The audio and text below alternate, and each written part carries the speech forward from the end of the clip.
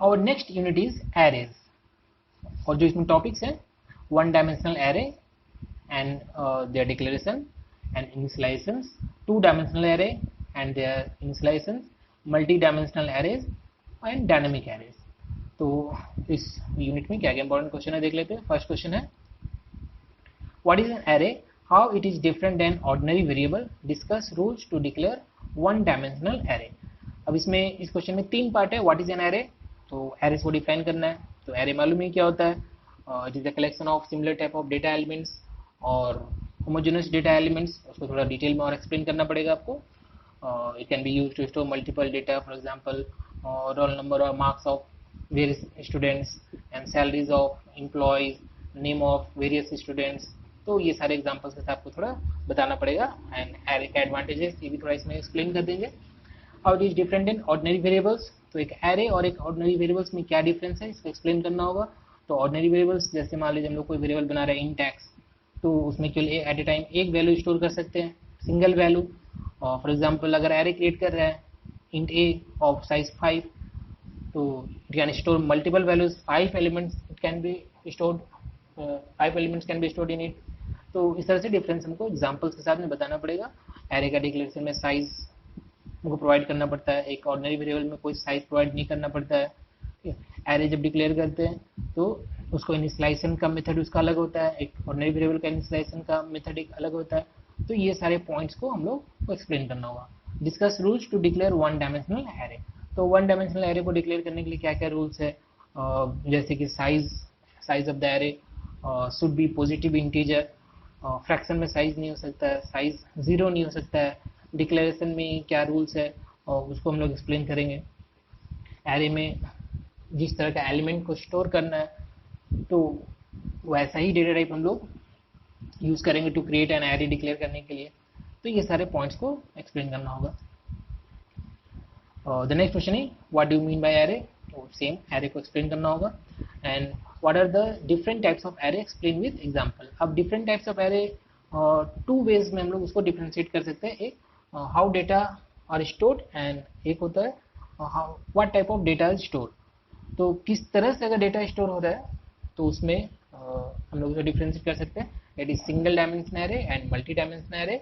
और what type of data, किस तरह का डेटा स्टोर हो रहा है एरे में, तो उसमें हम लोग integer array, floating point array, character array, तो इस तरह से हम लोग डिफरेंशिएट कर सकते हैं। And the last question is write a program to find sum of left and right diagonal elements of a square matrix।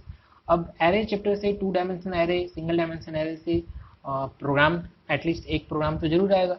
अब ये क्वेश्चन जो पहले आ चुका है, left and right diagonal element square matrix जो है उसका सम फाइंड करने का question.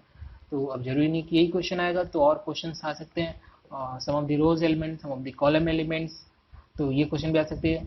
Some and average of the array elements, ये क्वेश्चन भी आ सकता है।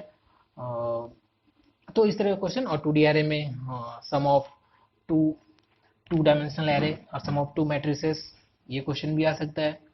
तो बहुत सारे क्वेश्चन है और जो इस तरह के क्वेश्चन होंगे टू डायमेंशन एरे में और वन डायमेंशन एरे में, उसको आपको प्रिपेयर करना है। Next unit is arrays and string and it has topics string variable, reading and writing strings, arithmetic operations on its characters, putting strings together, comparison of two strings, string handling functions, tables and other features of string. So let us see what are the questions which are important. First question is what is string, explain all types of string functions with example. So what is string? A character array is called string which is used to store characters, multiple characters and enclosed in double quotes. तो string है multiple characters जब हम लोग store करते हैं और जिसके लिए कैरेक्टर एरे का जरूरत पड़ता है। तो कैरेक्टर एरे में जब हम लोग मल्टीपल कैरेक्टर्स को स्टोर करते हैं तो उसी को बोलते हैं हम लोग स्ट्रिंग। तो explain all types of string functions with example.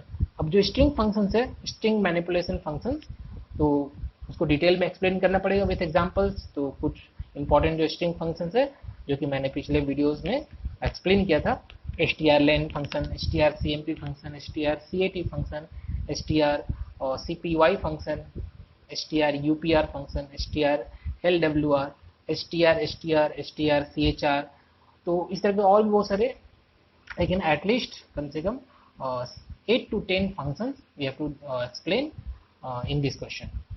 और ये क्वेश्चन 2016, 17 और 18 ये तीनों ईयर में आ चुका है और ये सबसे इंपॉर्टेंट क्वेश्चन है, इस बार दोबारा फिर से आ सकता है। और कुछ प्रोग्राम्स है स्ट्रिंग से रिलेटेड, क्या क्या प्रोग्राम्स है? Write a program to check string is palindrome और not, write a program to check vowel consonants white space in a given string. अब ये तो क्वेश्चन पहले आ चुका है 2016 and 17 में, to check vowel consonants and white spaces. इसके अलावा to count number of words, to count digit, to count space, तो ये सारे अलग अलग काउंट करने के लिए वैल्यूज को आ सकता है एग्जाम में। एक क्वेश्चन है explain various functions used for reading and writing string, ये भी मैंने पिछले वीडियोस में एक्सप्लेन किया है। अब various functions for reading and writing string, तो स्ट्रिंग को रीड करने के लिए जनरली हम लोग यूज करते हैं स्कैनफ फंक्शन, लेकिन जो ज़्यादा बेटर फंक्शन है, सुटेबल फंक्शन है for reading a string which is greatest function. इसके अलावा हम लोग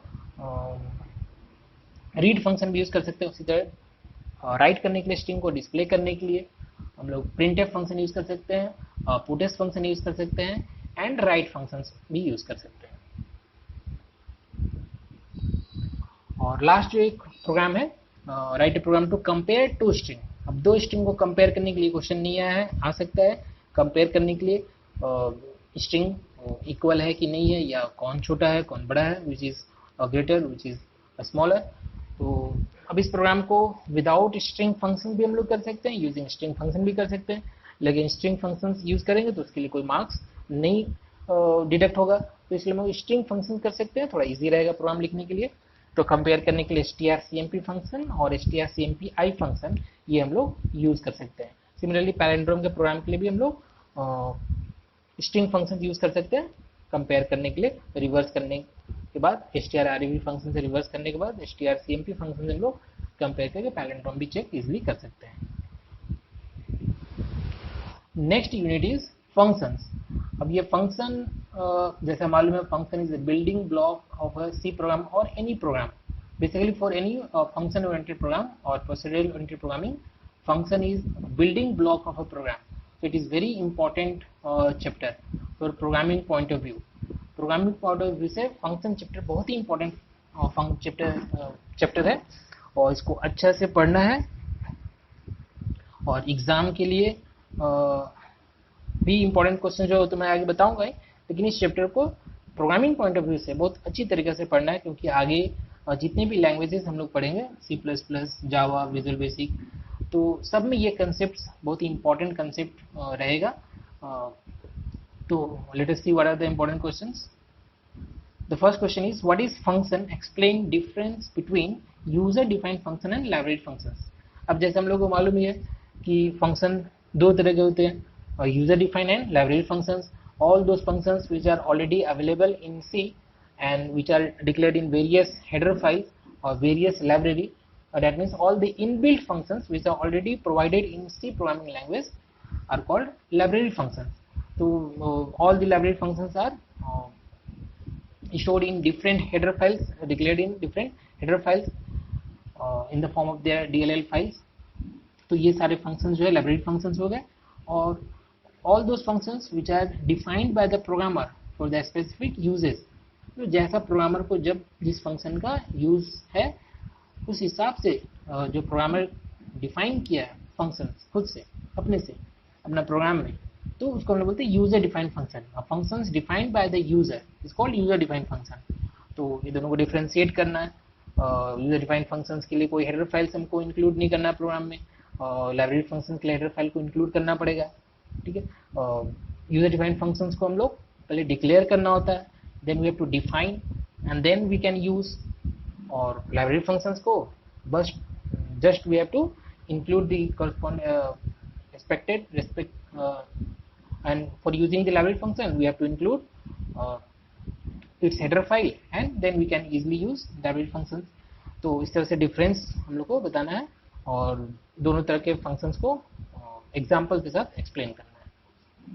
the next question is what is recursion, write a program to find factorial of a number using function recursion. अब ये इस chapter का सबसे इंपॉर्टेंट क्वेश्चन है, इस चैप्टर से ये क्वेश्चन तो जरूरी आता है और हर साल आता है, और इस बार भी आने का पूरा उम्मीद है। तो व्हाट इज रिकर्सन, अब मालूम है कि ये भी बहुत एक इंपॉर्टेंट टॉपिक है। आगे हम लोग जब trees and graphs data structure topic में पढ़ेंगे तो वहाँ पर हम देखेंगे कि ये सारे जो कंसेप्ट है ये रिकर्सिव फंक्शन से इम्प्लीमेंट होते हैं। तो रिकर्सिव फंक्शंस जो है ये काफ़ी इंपॉर्टेंट टॉपिक है, और इसे हम लोग लूप जनरेट करते हैं। फंक्शन रिकर्सन और रिकर्सिव फंक्शन में a function which calls itself again and again to form a loop is called recursive function. यानी जो फंक्शन खुद को अपने आप में कॉल कर ले जिससे कि एक लूप जनरेट हो जाता है, तो उसको रिकर्सिव फंक्शन बोलते हैं। तो अब ये रिकर्सिव फंक्शन का तो बहुत सारा प्रोग्राम हम लोग कर सकते हैं, लेकिन ये फैक्टोरियल वाला सबसे इंपॉर्टेंट प्रोग्राम है। इसके अलावा और भी प्रोग्राम्स हो सकते हैं, लेकिन सबसे इंपॉर्टेंट प्रोग्राम जो है ये program to find factorial of a number using recursive function. The next question is explain call by value and call by reference. तो फंक्शन में जब हम लोग आर्गुमेंट्स पास करते हैं, when you pass an argument to a function it can be passed in two ways, call by value and call by reference। तो call by value जो normal हम फंक्शन पास करते हैं तो कॉल बाय वैल्यू होता है लेकिन जब हम लोग पॉइंटर्स यूज करते हैं, जब हम लोग आर्गुमेंट्स में पॉइंटर यूज करते हैं और पास करते समय जब हम लोग एड्रेस ऑपरेटर प्रीफिक्स देकर पास करते हैं वेरिएबल्स को, तो ये कॉल बाय रेफरेंस होता है। तो कॉल बाय रेफरेंस के लिए ये मालूम होना चाहिए कि पॉइंटर्स यूज करना पड़ता है। तो कॉल बाय रेफरेंस हम लोग पॉइंटर चैप्टर में पढ़े थे, तो वहाँ से हम लोग call by reference pointer use करके हम लोग इम्प्लीमेंट कर सकते हैं कॉल बाय रेफरेंस को। तो ये दोनों का डिफरेंस बताना पड़ेगा, call by value and call by reference का, उसका एक प्रोग्राम के साथ। और इसका जो सबसे कॉमन प्रोग्राम है swapping two numbers using call by value as well as call by reference, तो इस प्रोग्राम को इसका एग्जांपल्स में आप शो कर सकते हैं।